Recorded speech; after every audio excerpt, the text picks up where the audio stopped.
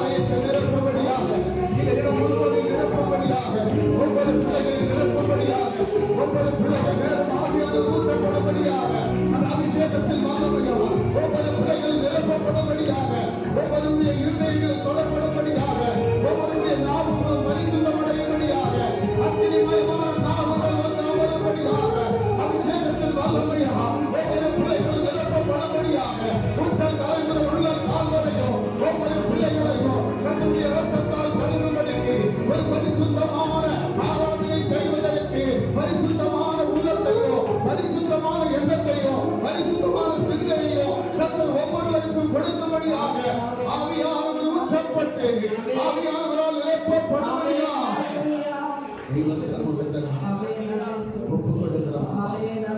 ஒரு அற்புதம் செய்யும் ஆண்டவரே, ஒரு அற்புதத்திற்காக வந்திருக்கிறார்கள், ஒரு விடுதலைக்காக வந்திருக்கிறார்கள் அப்பா, ஒரு சமாதானத்திற்காக வந்திருக்கிறார்கள் அப்பா, ஒரு சந்தோஷத்திற்காக வந்திருக்கிறார்கள் அப்பா.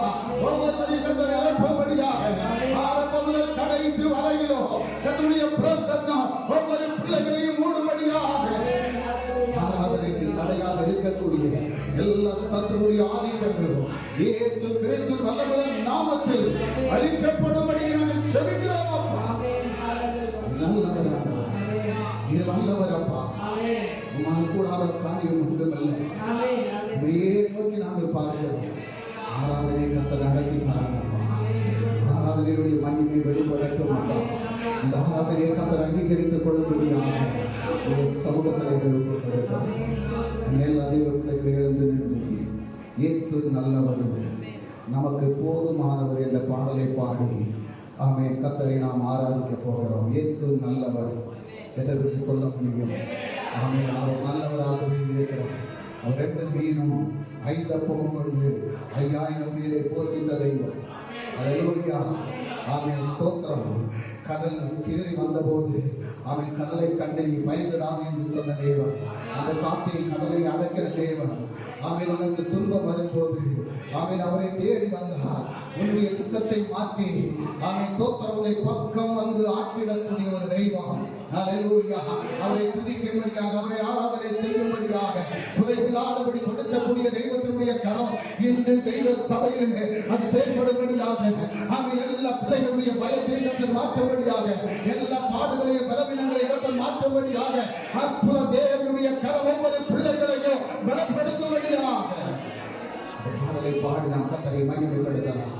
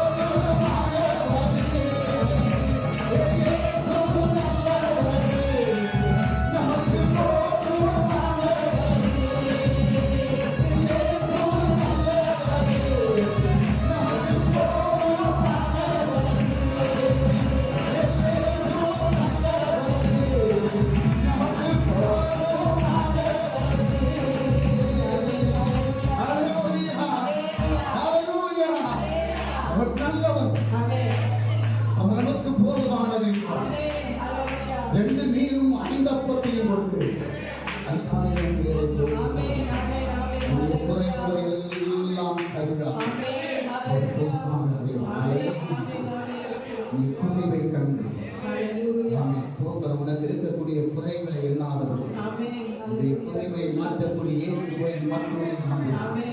ஹல்லேலூயா. கர்த்தர் ஆதரிப்பார், கர்த்தர் வழி நடத்துவார், கர்த்தர் ஆசீர்வதிப்பார், கர்த்தர் போஷிப்பார். அவரிடத்தில் வந்தவர்கள் யாரும் குறைந்து வந்தே இல்லை.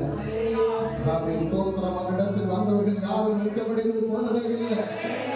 அவரை தேடினவர்கள் அத்தனை பேரும் இன்னும் சமூகத்தில் நிலையாக இருக்கிறார்.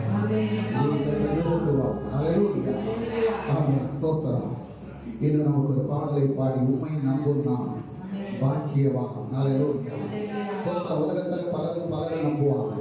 தன்னுடைய தொழிலை நம்புவாங்க, அல்லது முதலாளியை நம்புவாங்க, அல்லது பணத்தை நம்புவாங்க, சோத்திரம், அல்லது கனத்தை நம்புவாங்க, அல்லது சொந்த பந்தங்களை நம்புவாங்க. சோத்திரம். அதெல்லாம் ஒரு நாள் என்ன ஆகி போகும்? விலகி போயிடும். சோத்திரம். ஆனால் அவரை நம்புகிறவர்கள் மட்டும், இயேசுவை நம்புகிறவர்கள் மட்டும், ஹல்லேலூயா, அவரை அன்பை நம்பி வந்தவர்கள் மட்டும், ஹல்லேலூயா, உடைய சமூகத்தில் நிலைநிறுத்த முடியும். இந்த கர்த்தரை நாம் பாடி ஆராதிக்கலாம்.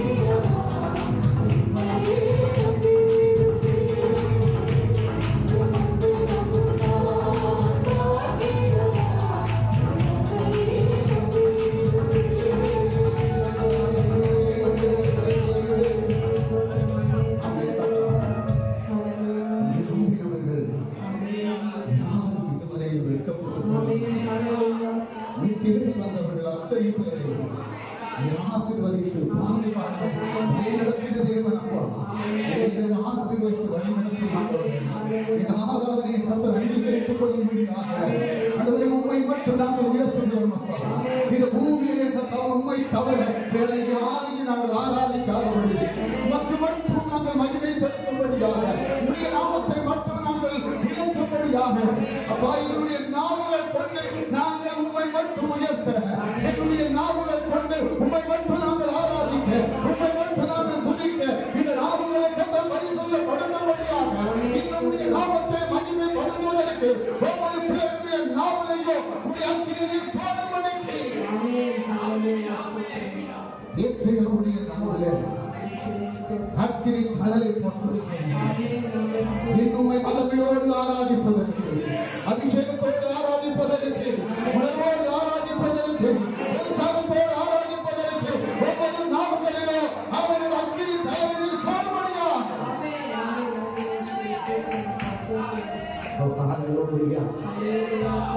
விடுதலை வரைக்கும் ஜனம் விடுதலையாக்கப்படட்டும். ஜனத்தின் மேல் அசைவாடக்கூடிய ஆவியானவர் இந்த ஜனத்தை கர்த்தாவை கொள்ளும்படியாக இந்த ஜனத்தின் மேல் ஆவியானவர் அசைவாடும்படியாக எல்லா தடைகளும் ஆராதிக்க முடியாதபடி துதிக்க முடியாதபடி கையடிக்க முடியாதபடி அதை கட்டி வைத்திருக்கக்கூடிய கட்டுகள் வல்லவரை நாமங்கள் அது இந்த ஒழிந்து போக முடியும்.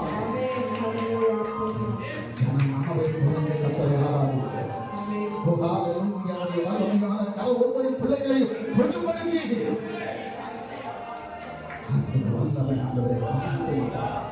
பிள்ளைகள் அற்புத வல்லமையை காணட்டும். அபிஷேகத்தின் வல்லமையை பிள்ளைகள் உணரட்டும். ஹalleluya. இந்த கிருபை எங்களை விட்டு எடுபடாதபடி இந்த கிருபையிலே நாங்கள் நிலைநிறுத்துவோம். கர்த்தருக்கு உதவி செய்யும் அப்பா. இந்த கிருபை இல்லாதபடி நாங்கள் எதையுமே செய்ய முடியாது. நாங்கள் எதை இழந்து போனாலும் கிருபையை மட்டும் நாம் இழந்து போனாலும் கிருபையிலே நிலைநிற்க கிருபை செய்யும். காலை எழுந்தவுடன் புதிய கிருபை எங்களை தாங்குகிறதப்பா.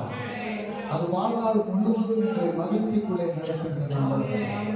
நாங்கள் நிர்மூலமாகாதபடி எங்களை இதுவரையும் பாதுகாத்த தேவன் நீர் ஆண்டவரே. என்னுடைய பலவீன நேரங்களில் உடைய கிருபை எங்களை தாங்கினதற்காக எங்களுக்கு அரணம் கோட்டையுமாக இருந்து உடைக்கப்பட்ட நேரத்தில் ஒரு அடைக்கலத்தை எங்களுக்கு தந்து என்னோடு கூட இருந்து நடத்தின அந்த கிருபைக்காக நமக்கு நன்றி செலுத்துகிறோம். எந்த பக்கம் நெருக்கப்பட்டாலும், எந்த சோதனைகள் வந்தாலும், எந்த பிரச்சனைகள் வந்தாலும் ஆண்டவரே நாங்கள் தளர்ந்து போகாதபடி ஆமையே நாங்கள் நடந்து செல்வதற்கு என்னுடைய கால்களை கண்மலையின் மேல் நிறுத்திய தெய்வமே கரங்களை ஒப்புக் கொடுத்துக்கிறோம் அப்பா. உடைய கிருபை எங்களுக்கு வேண்டும் ஆண்டவர். அந்த கிருபையை நாங்கள் நிலைநிற்கும்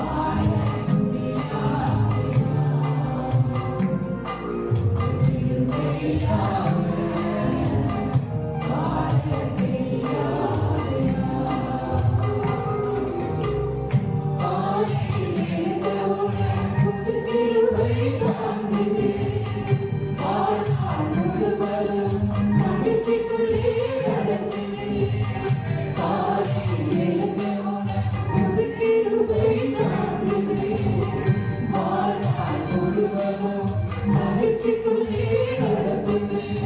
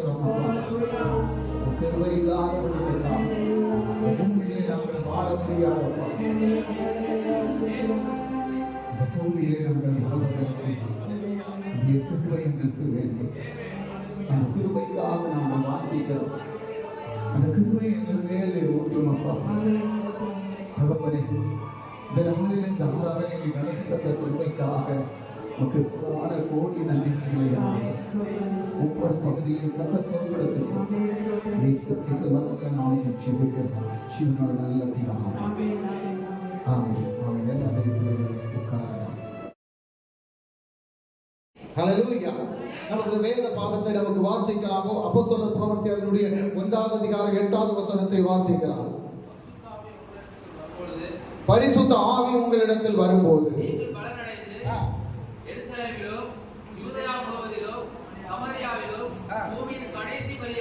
பூமியின் கடைசி பரியந்தமும் எனக்கு சாட்சிகளாய் இருப்பீர்கள் என்றார். ஸ்தோத்திரம். நம்ம எல்லாரும் எப்படி இருக்கணுமா? எப்படி இருக்கணுமா? கர்த்தருக்கு சாட்சி உள்ளவங்களா இருக்கணுமா? ஒரு கிறிஸ்தவனுடைய வாழ்க்கை கர்த்தருக்கு சாட்சி உள்ள வாழ்க்கையா இருக்கணும். ஸ்தோத்திரம். ஹல்லேலூயா. ஒரு கிறிஸ்தவ பிள்ளையுடைய வாழ்க்கை கர்த்தருக்கு சாட்சி உள்ள வாழ்க்கை இருக்கணும்.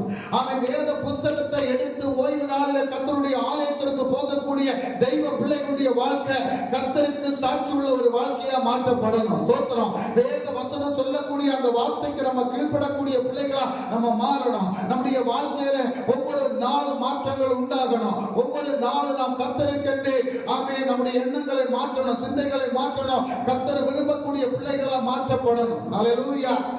ஸ்தோத்திரம். அப்போ கர்த்தருக்கு சாட்சி உள்ள பிள்ளைகளா நம்ம வாழணும். அதுதான் கர்த்தர் நம்மிடத்துல விரும்புவது. ஸ்தோத்திரம். இன்று இதுவரைக்கும் கர்த்தருக்கு சாட்சி உள்ளவங்களா நம்ம வாழ்றோமான்னு கேட்டா எத்தனை பேருக்கு சொல்ல முடியும்? நான் கர்த்தருக்கு சாட்சியாக வாழ்றேன் சொல்ல முடியுமா? என்னை பொறுத்த வரைக்கும் நான் சொல்ல முடியாது. ஸ்தோத்திரம். நான் ஜெபிக்கிறேன், ஆராதிக்கிறேன், என்ன நான் தெய்வ சமூகத்தில் காத்திருக்கிறேன், நான் சபை நடத்துறேன், நான் எல்லா காரியம் செய்யறேன். அதனால கர்த்தர் விரும்பக்கூடிய ஒரு சாட்சியுள்ள வாழ்க்கை வாழ்றேன்னு நான் சொல்ல முடியாது. ஸ்தோத்திரம். என்னை குறித்து யாரு சொல்லணும் அப்படி சொன்னா கர்த்தர் சொல்லணும். ஹல்லேலூயா. மனிதன் சொல்வதெல்லாம் கர்த்தர் சொல்லணும். கர்த்தர் சொல்லக்கூடிய விதத்தில் உள்ள சாட்சி உள்ள வாழ்க்கை நம்ம ஒவ்வொருத்தரும் வாழ்றதுக்கு நம்மளை ஒப்பு கொடுக்கணும். அதுதான் கர்த்தருக்கு சாட்சியாக வாழக்கூடிய வாழ்க்கை.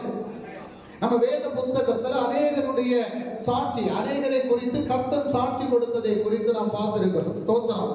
முதலாவதாக மோசேயை குறித்து கர்த்தர் ஒரு சாட்சி கொடுத்தார். வாசிக்கலாம். என்னாகமம் புத்தகம் அதனுடைய 12வது அதிகாரம் 3வது வசனத்தை வாசிக்கலாம்.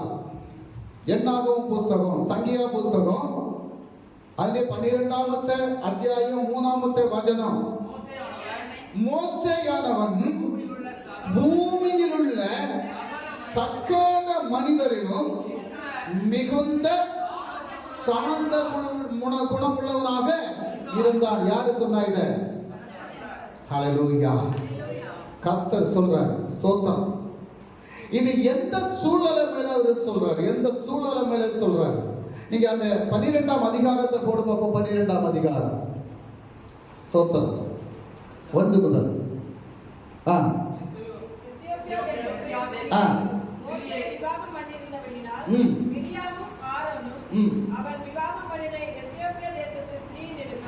அவனுக்கு விரோதமாய் பேசி கர்த்தர் மோசேயை கொண்டு மாத்திரம் பேசினாரோ எங்களை கொண்டும் அவர் பேசினதில்லையோ என்றார்கள். கர்த்தர் அதை கேட்டார்.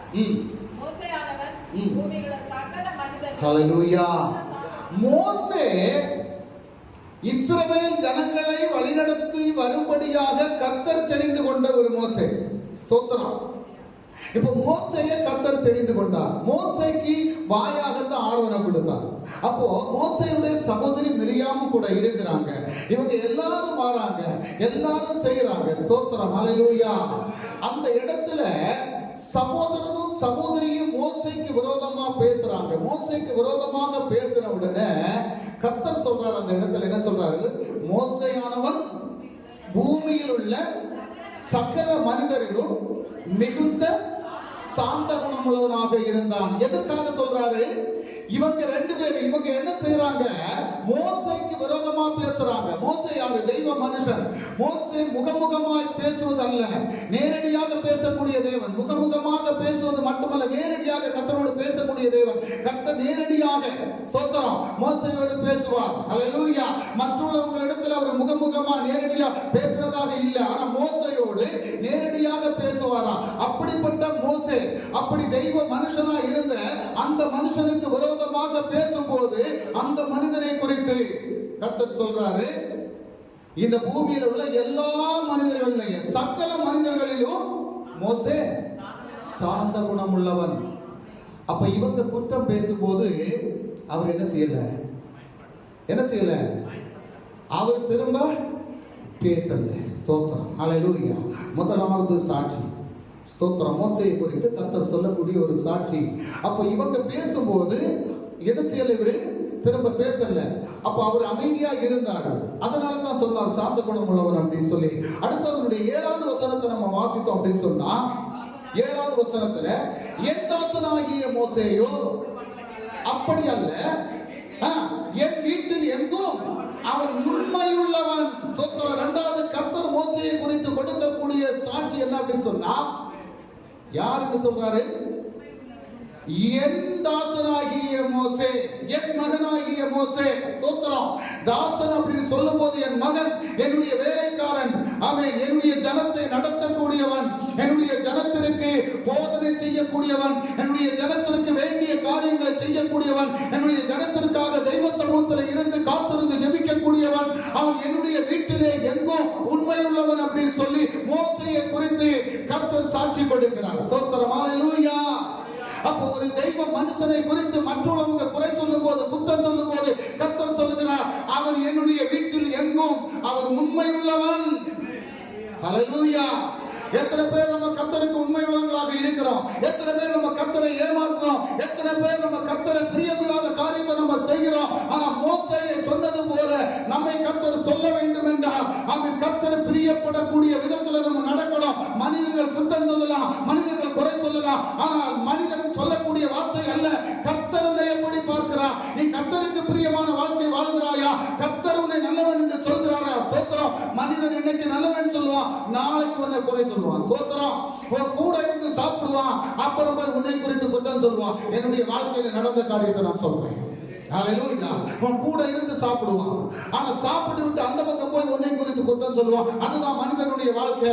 அப்படி மனிதன் குற்றம் சொல்லக்கூடியவன் தான். அப்படி குற்றம் சொல்லக்கூடியவனே அவன் ஸ்தோத்திரம். மோசேயை குறித்து மிரியாமும் ஆரோனும் குற்றம் சொல்லும் போது கர்த்தர் சொல்கிறார், இவன் என்னுடைய வீட்டிலே உண்மை உள்ளவன். ஹல்லேலூயா. நம்ம எத்தனை பேரை சொல்ல முடியும்? ஸ்தோத்திரம். எத்தனை பேர் கர்த்தருடைய பிள்ளைகளாக வாழ முடியும்? எத்தனை பேரை நம்ம உண்மை உள்ளவன் கர்த்தர் எப்படி சொல்ல முடியும்?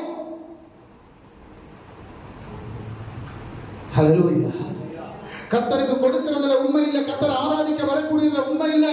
ஸ்தோத்திரம். ஒரு காரியத்தை செய்ய சொல்லும் போது அதுல உண்மை இல்லை, நம்ம பொய்ய பேசுறோம். ஸ்தோத்திரம். கிறிஸ்துவ வாழ்க்கை அப்படி சொல்றது மனிதன் சொல்வது அல்ல. ஆமென். ஸ்தோத்திரம். கர்த்தர் சொல்லணும், கர்த்தர் சொல்லணும். இவனுடைய வீட்டுல உண்மை உள்ளவன் அப்படின்னு சொல்லணும். ஸ்தோத்திரம். ஹல்லேலூயா. நம்ம உண்மை உள்ளவங்களா மாறணும். இதுவரையில நம்ம உண்மை உள்ளவங்களாக இருக்கல. இதுவரையில நம்ம கர்த்தருக்கு உண்மை உள்ளவங்களாக இருக்கல. கர்த்தர் விரும்பக்கூடிய விதத்துல நம்ம நடக்கல. கர்த்தர் விரும்பக்கூடிய விதத்துல நம்ம செய்யல. கர்த்தர் விரும்பக்கூடிய விதத்துல நம்ம பேசல. ஸ்தோத்திரம். கர்த்தர் சொல்றாரு, ஹல்லேலூயா. இனி என்ன செய்யணுமா? என்ன செய்யணும்? உண்மை உள்ளவங்களா நம்ம மாறணும். ஆமென். கிறிஸ்தவ பிள்ளைங்க, கர்த்தருடைய பிள்ளைங்க எல்லா விஷயத்திலையும் உண்மை உள்ளவங்களாக மாறணும். கர்த்தர் சொல்லணும், கர்த்தர் சொல்லணும். ஸ்தோத்திரம். நீங்க காணிக்க கொடுக்கிறதுல மட்டுமல்ல, கர்த்தரை ஆராதனை செய்ய வருவதில். ஆமென். ஸ்தோத்திரம். ஒரு ஆராதனை நீங்க முடக்குனா அதை குறித்து நம்ம கேட்கும்போது பல பொய்யை தான் நம்ம சொல்றோம். ஸ்தோத்திரம். இதெல்லாம் கர்த்தருக்கு தெரியும். ஆமென். கர்த்தர் நம்மளை அப்படிப்பட்டவங்களை கர்த்தர் உண்மை உள்ளவர்கள் சொல்ல மாட்டாரு. ஸ்தோத்திரம். அவர் நம்ம உண்மை உள்ளவர்கள் சொல்லணும் அப்படி சொன்னா அவருடைய சமூகத்துல எந்த விதமான தவறுகளும் செய்யாதபடி இருக்கக்கூடியவங்களை மட்டும்தான் உண்மை உள்ளவர்கள் சொல்லுவார். ஹல்லேலூயா. இதுவரைக்கும் நம்ம அப்படி நடக்கல.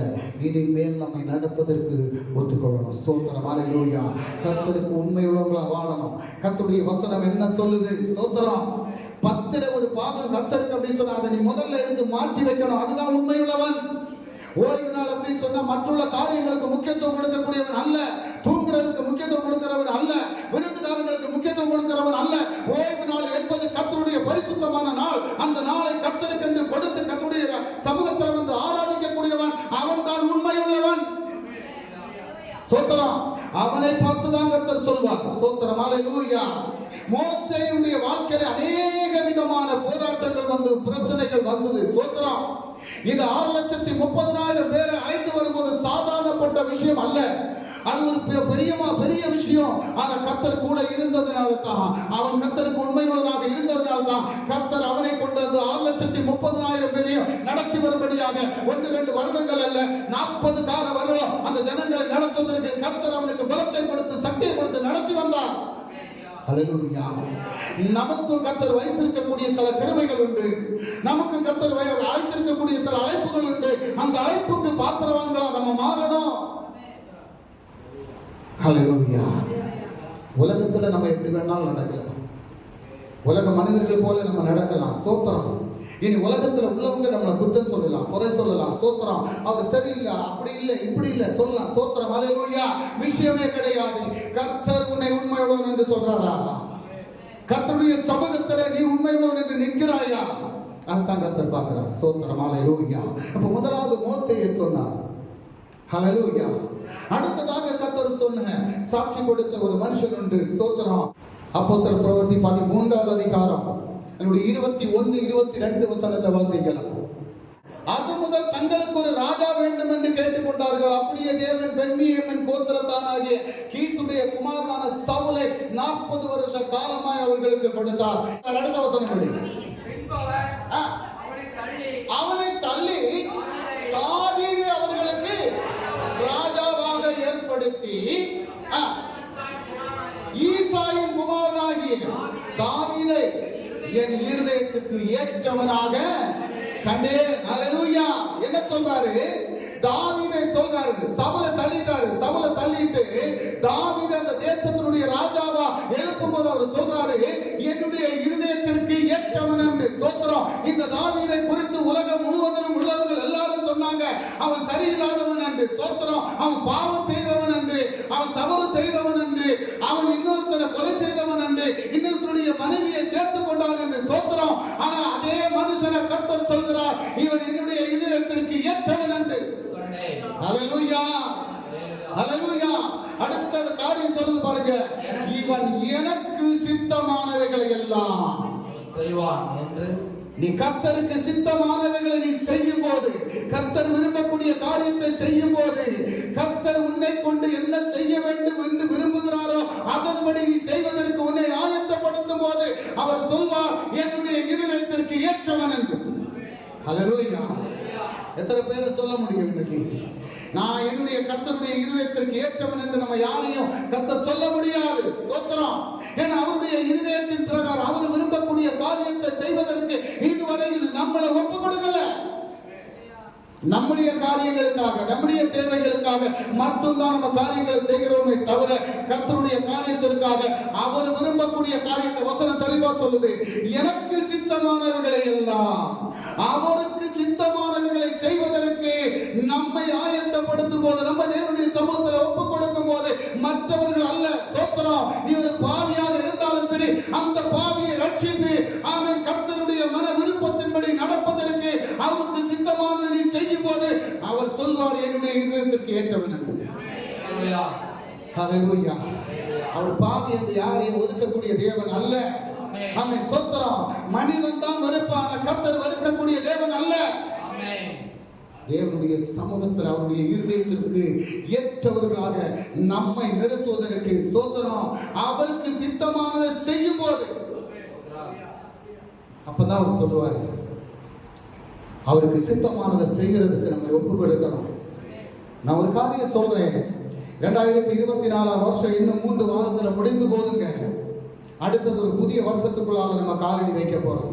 இதுவரையில் நடந்த விஷயங்கள் எல்லாத்தையும் விட்டுரும். ஸ்தோத்திரம். அந்த புதிய வருஷத்துல ஒரு புதிய சிருஷ்டியா, ஆண்டவரே நான் உமக்கு சித்தமானதை நான் செய்யறேன்ப்பா, நீர் விரும்பக்கூடிய காரியங்களை நான் செய்கிறதுக்கு என்னை ஒப்பு கொடுக்கிறேன் அப்பா, உம்முடைய சமூகத்துல நான் உண்மையுள்ளதாக இருக்கிறேன் அப்பா. எத்தனை பேருக்கு சொல்ல முடியும்?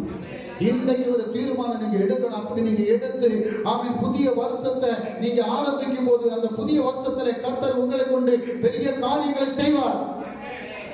ஹல்லேலூயா. ஸ்தோத்திரம். அடுத்தது ஒரு மனுஷனை குறித்து கர்த்தர் சொன்னார். வாசிக்கலாம். யோபுவின் புத்தகம் அதனுடைய 1வது அதிகாரம் 1வது வசனத்தை வாசிக்கலாம். யோபு 1வது அதிகாரம் 1வது வசனம். ஊர் தேசத்திலே யோபு என்னும் பேர் உண்ட ஒரு மனுஷன் இருந்தான். அந்த மனுஷன் உத்தமனும் சன்மார்க்கனும் தேவனுக்கு பயந்து பொல்லாப்புக்கு விலகுகிறவனுமாய் இருந்தான். அடுத்தது சொல்றாரு பாருங்க. இது யாரு சொல்றா? கர்த்தர் கொடுக்கக்கூடிய சாட்சி. ஒரு மனுஷனை குறித்து, இந்த பூமியிலே வாழக்கூடிய ஒரு மனுஷனை குறித்து கர்த்தர் சொல்கிறார். நாமும் இந்த பூமியிலே தான் வாழ்கிறோம். நம்ம எல்லாம் கர்த்தரால் தெரிந்து கொள்ளப்பட்டிருக்கிறோம். நம்ம எல்லாம் கர்த்தரை ஆராதிக்கிறோம். நம்ம கர்த்தருக்காக கொடுக்கிறோம். நம்ம ஞாயிற்றுக்கிழமை கர்த்தரை ஆராதிக்கிறதுக்கு தெய்வ சமூகத்தில் வருகிறோம். நம்ம வேத வசனத்தை படிக்கிறோம், சோத்திரம். நம்மை குறித்து கர்த்தர் சொல்வாரா? சொல்றாரு பாருங்க. அந்த மனுஷன் உத்தமனும் சன்மார்க்கனும் தேவனுக்கு பயந்து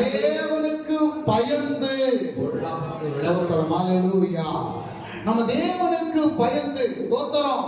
நம்ம சொல்லக்கூடிய வார்த்தைகள் தேவனுக்கு பயப்படக்கூடிய வார்த்தைகளை நம்ம சொல்றோமா? ஸ்தோத்திரம்.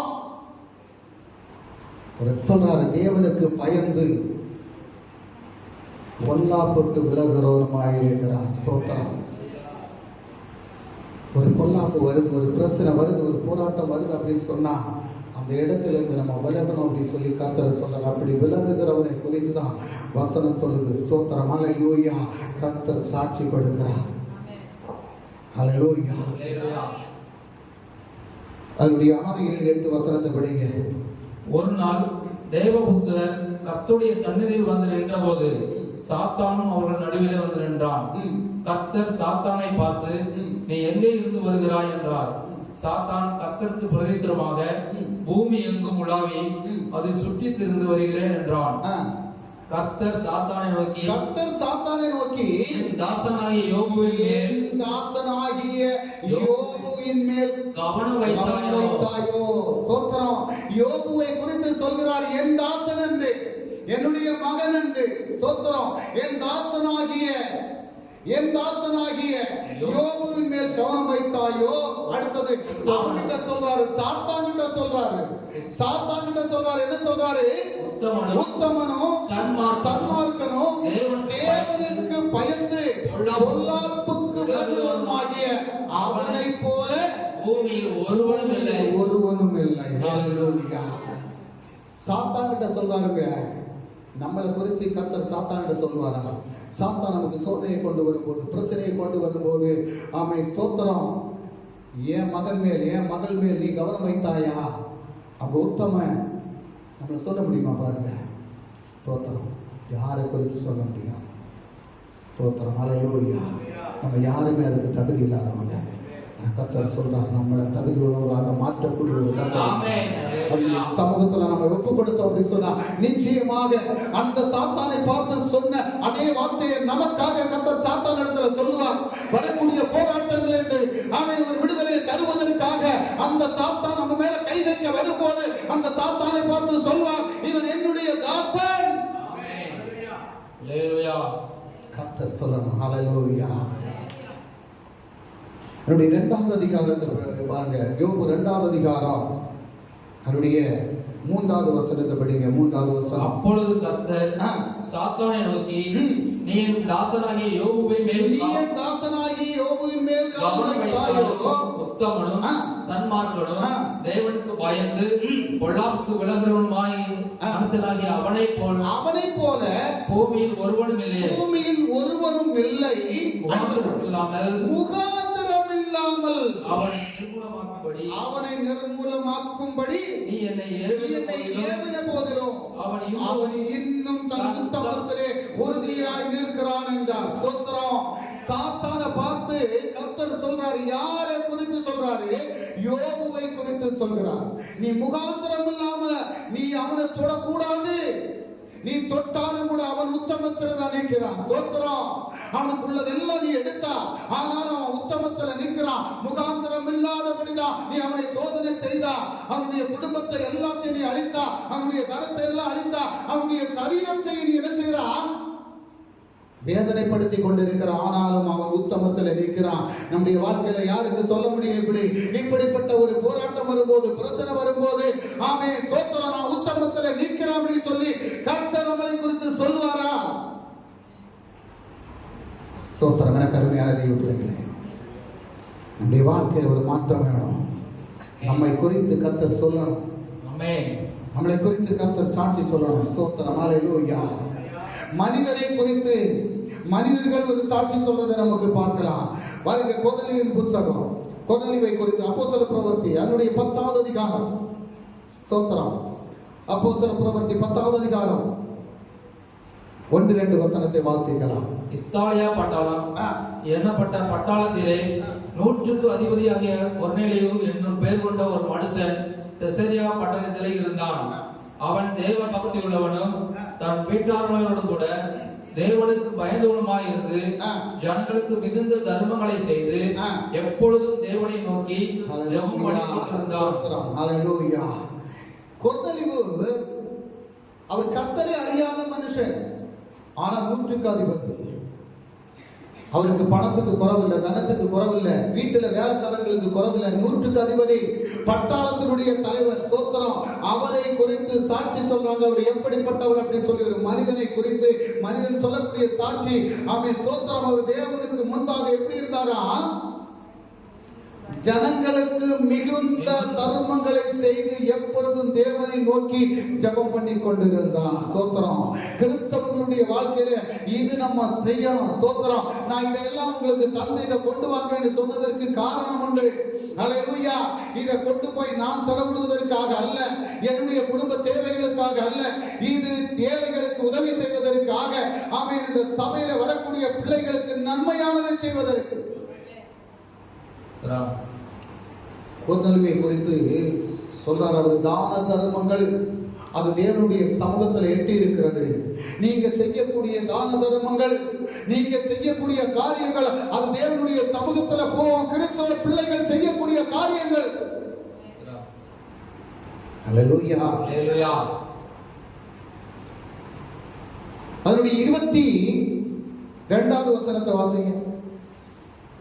அதற்கு அவர்கள் நீதிமானும் தேவனுக்கு பயப்படுகிறவரும் யூத ஜனங்கள் எல்லாராலும் நல்லவர் என்று சாட்சி பெற்றவருமாகிய கொர்நேலியு என்னும் 100க்கு அதிபதி உம்மை தம்முடைய வீட்டுக்கு அழைப்பித்து உம்மால் சொல்லப்படும் வார்த்தைகளை கேட்கும்படி பரிசுத்த தூதனாலே தேவ எத்தனமாய் கட்டளை பெற்றார் என்றார்கள். ஸ்தோத்திரம். யாரை கூப்பிட போறாங்க? இவருக்கு தரிசனத்துல கர்த்தர் சொல்றாரு, நீ என்ன செய்யணும்? யோப்பா பட்டணத்தில் இருக்கக்கூடிய பேதுருவை அழைத்து வா. நீ செய்யக்கூடிய தான தர்மங்கள், உன்னுடைய ஜெபங்கள் எல்லாமே தேவனுடைய சமூகத்துல எட்டி இருக்குது. ஏன் எதுக்காக எட்டிச்சு அப்படின்னு சொன்னா, இன்னைக்கு பணம் உள்ளவங்க, தனம் உள்ளவங்க, என்ன நல்ல வசதி படைச்சவங்களுக்கு தெய்வம் வேண்டாம். ஸ்தோத்திரம். அவங்களுக்கு எல்லாத்துக்கும் ஒன்றுக்கும் குறைவில்லாதபடி இருக்கிறாங்க, தெய்வம் வேண்டாம். ஆனா இந்த மனுஷன் கர்த்தரை நோக்கி எப்பொழுதும் ஜெபம் பண்ணி கொண்டிருந்தார் அப்படின்னு சொல்லி வசனம் சொல்கிறது. ஏன் அவர் ஜெபம் பண்ணி கொண்டிருந்தார்? அவர் ஏன் தான தர்மங்களை செய்தார்? ஸ்தோத்திரம். அவர் ஒரு 100க்கு அதிபதி. அவர் சொல்லக்கூடிய வேலையை செய்கிறதுக்கு ஆமென் அங்க அநேக வேலைக்காரங்க இருக்கிறாங்க. ஆனால் அப்படிப்பட்ட ஒரு மனுஷன் தெய்வ சமூகத்துல எப்பொழுதும் தேவனை நோக்கி ஜெபம் பண்ணி கொண்டிருந்தார். நமக்கு ஜெபிக்கிறதுக்கு நேரம் இல்லைங்க. ஸ்தோத்திரம். எனக்கு அந்த வேலை இருக்கு, இந்த வேலை இருக்குது, ஆனா ஜெபிக்கிறதுக்கு மட்டும் நமக்கு நேரம் இல்லை. ஒரு 100க்கு அதிபதி, ஒரு பட்டாளத்தினுடைய தலைவனுக்கு எவ்வளவு வேதனைகள் வரும், எவ்வளவு சோதனைகள் வரும், எப்படிப்பட்ட பிரச்சனைகள் எல்லாம் இருக்கும். தேசத்தை ஆமென் ஸ்தோத்திரம் பாதுகாக்கக்கூடிய ஒரு தலைவனா இருக்கும்போது என்னென்ன வரணும் நம்ம சிந்திச்சு பார்க்கணும். அப்படிப்பட்ட மனுஷன் தேவனை நோக்கி ஊக்கமாய் ஜெபம் பண்ணி கொண்டிருந்தார் என்று அவரை குறித்து சாட்சி கொடுக்கிறாங்க. அவருடைய வேலைக்காரங்க போய் சொல்றாங்க, என்ன சொல்றாங்க? அவர் நீதிமானும் தேவனுக்கு பயப்படுகிறவரும் யூத ஜனங்கள் எல்லாரும் நல்லவர் என்று சாட்சி பெற்றவருமாகிய கொர்நேலியு. ஹல்லேலூயா. ஹல்லேலூயா. இப்படிப்பட்ட ஒரு சாட்சி உள்ள வாழ்க்கை நம்ம வாழும் போதுதான் கிறிஸ்தவ வாழ்க்கை பூரணப்படும். ஹல்லேலூயா. இது அங்க குத்தி இங்க குத்தி அதை குறை சொல்லி இதை குற்றம் சொல்லி என்ன அவன் அப்படி சொல்லி இவன் இப்படி சொல்லி இதல்ல கிறிஸ்தவ வாழ்க்கை. இதெல்லாம் கர்த்தருக்கு சாட்சியுள்ள வாழ்க்கை. ஸ்தோத்திரம். அல்லேலூயா. ஒரு மோசேயை போல கர்த்தர் சொல்லணும், என்னுடைய வீட்டில் அவன் எல்லா இடத்துலையும் உண்மையுள்ளவனாக இருக்கிறான். ஸ்தோத்திரம். நம்மளை பார்த்து கர்த்தர் சொல்லணும், இவன் என் வீட்டில் உண்மையுள்ளவனாக இருக்கிறான், அவன் எந்த பொய்யும் சொல்ல மாட்டான், அவன் கர்த்தருக்கு உண்மையாக கொடுக்கக்கூடியவன், அவன் கர்த்தருடைய நாமத்தை மகிமைப்படுத்தக்கூடியவன், அவன் என்னுடைய வாழ்க்கையில் எந்த பொய்யும் சொல்ல மாட்டான், வேலை செய்யக்கூடிய இடத்துல உண்மையாக வேலை செய்கிறான். கர்த்தர் சொல்லணும், கர்த்தருக்கு கொடுக்கக்கூடியதில் உண்மையாக கொடுக்கிறான். அவன் ஸ்தோத்திரம். நல்லவன் என்று சாட்சி பெற்றவனாக இருக்கிறான்.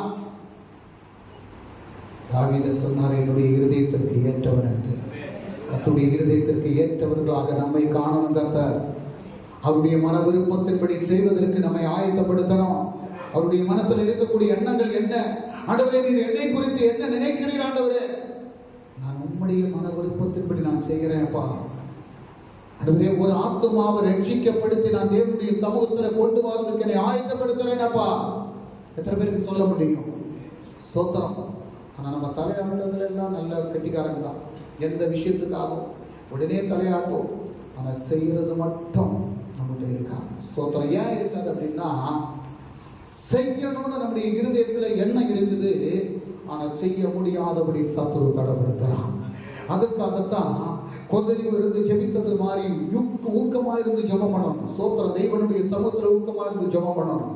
அல்லேலூயா. ஏன் யோபுவை குறித்து ஆண்டவர் சொல்றதுக்கு காரணம் என்ன? தன்னுடைய சொந்த பிள்ளைகள் தவறு செய்திருப்பார்களோ என்று நினைத்து அந்த பிள்ளைகளுக்காக பலிகளை செலுத்தி தேவனுடைய சமூகத்தில் போய் நின்று வேண்டக்கூடியவர் தான் யாரு? யோபு. அல்லேலூயா. பிள்ளைகள் சில நேரத்தில் தவறா பேசியிருப்பார்களோ, கர்த்தருக்கு பிரியமில்லாத காரியங்களை செய்திருப்பார்களோ, கர்த்தருக்கு பிரியமில்லாத பேசியிருப்பார்களோ, அவங்க விருந்து சாப்பிடும்போது கர்த்தரை நிந்திருப்பார்களோ அப்படின்னு சொல்லி அந்த பிள்ளைகளுக்காக தெய்வ சமூகத்தில் பலிகளை செலுத்தி ஜெபிக்கக்கூடிய ஒரு யோபு. அதனால தான் கர்த்தர் சொன்னார், இவன் உத்தமனும் சன்மார்க்கனும் என்று. அல்லேலூயா. இன்னைக்கு நம்ம பிள்ளைகளுக்காக நம்ம தெய்வ சமூகத்தில் எவ்வளவு நேரம் செலவு பண்றோம், எவ்வளவு நேரம் நம்ம ஜெபிக்கிறோம். ஸ்தோத்திரம். அல்லேலூயா. கருமையான தெய்வ பிள்ளைகளை, நம்ம வேலைக்கு முக்கியத்துவம் கொடுக்கிறோம், என்ன வேற காரியங்களுக்கெல்லாம் நம்ம முக்கியத்துவம் கொடுக்கிறோம். நம்ம கர்த்தருடைய காரியத்தை செய்வதற்கு, கர்த்தருடைய சமூகத்தில் காத்திருப்பதற்கு, ஆண்டவர் சொல்லக்கூடிய ஒரு சாட்சியாக நம்ம வாழ்வதற்கு நம்ம ஒப்பு கொடுத்தோம் என்றால் நிச்சயமாக நம்முடைய வாழ்க்கையில் ஒரு பெரிய மாற்றத்தை காண முடியும், ஒரு பெரிய விடுதலையை காண முடியும். கர்த்தர் விரும்பக்கூடிய பிள்ளைகளாக நம்ம மாறுவதற்கு நம்மை ஆயத்தப்படுத்தும் போது ஸ்தோத்திரம். அல்லேலூயா. நமக்கு எல்லாரும் தெய்வ சமூகத்தில் எழுந்து இருக்கலாம். ஆமென். அல்லேலூயா. ஸ்தோத்திரம். முதல்ல உங்களை நீங்க ஒப்பு கொடுக்கணும். ஆண்டவரே, என்ன ஒரு சாட்சியாக நான் நிறுத்தோம்ப்பா. என்னுடைய வாழ்க்கை கர்த்தருக்கு சாட்சியுள்ள வாழ்க்கையா மாறணும்ப்பா. அந்த மோசேயை சொன்னது போல, அந்த தாவீதை சொன்னது போல, அந்த யோபுவை சொன்னது போல, அவன் கொர்நேலியுவுக்கு நீர் பிரத்யட்சமாய் வந்து ஆண்டவரே, அவன் கர்த்தரை அறியாதபடி இருந்து கர்த்தரை அறிந்து கொள்வதற்காக, ஜீவனுள்ள தெய்வத்தினுடைய மகிமை என்ன என்பதை அறிந்து கொள்வதற்காக தூதனை விட்டு அவன் பேதுருவை கொண்டு வந்து அந்த பவனத்திலே இருந்த அத்தனை மக்களுக்கும் உம்மை குறித்து அறிவிப்பதற்கு அப்ப அந்த கொர்நேலியுவுக்கு ஒரு சான்ஸ் நீர் கொடுத்தது போல என்னுடைய பிள்ளைகளுக்கு ஒரு சான்ஸ் கொடுங்கப்பா. நாங்கள் உமக்காக வாழ்வதற்கு, உடைய நாமத்தை மகிமைப்படுத்துவதற்கு, உமக்கு சாட்சியுள்ள வாழ்க்கை வாழ்வதற்கு, உலகத்தை பாராதபடி, உலக எண்ணங்களுக்கும் உலக ஆசைகளுக்கும் அடிமைப்பட்டு போகாதபடி கர்த்தரை நோக்கி பார்ப்பதற்கு, கர்த்தருடைய நாமத்தை நாங்கள் மகிமைப்படுத்துவதற்கு கர்த்தர் கிருபை செய்யும்படியாக உம்முடைய கரத்திலே எங்களை ஒப்புக் கொடுக்கிறோம். எங்களுடைய குறைவுகளை எல்லாம் உடைய கரத்திலே ஒப்புக் கொடுக்கிறோம் அப்பா. இந்த வருடம் கர்த்தாவே கடைசி நேரத்தில் இருக்கிறோம் அப்பா. ஆண்டவரே, இந்த வருடத்தில் நாங்கள் அநேக காரியங்கள் உமக்கு பிரியமில்லாததாக நாங்கள் செய்தோம். ஆண்டவரே, நீர் எங்களை நல்லவன் என்று சொல்வதற்கு இல்லாத காரியங்களை நாங்கள் செய்தோம் அப்பா. ஆண்டவரே, இதோடு முடிந்து போகட்டும் ஆண்டவரே. புதிய வருஷத்திலே புதிய சுழற்சியாக எங்களை மாற்றி உடைய சமூகத்திலே நிறுத்தும் அப்பா. உம்முடைய நாமத்தை நாங்கள் மகிமைப்படுத்துவதற்காக கர்த்தர் கிருபை செய்யும்படியாக உடைய கரத்திலே ஒப்புக் கொடுக்கிறோம். ஹல்லேலூயா. ஸ்தோத்திரம்.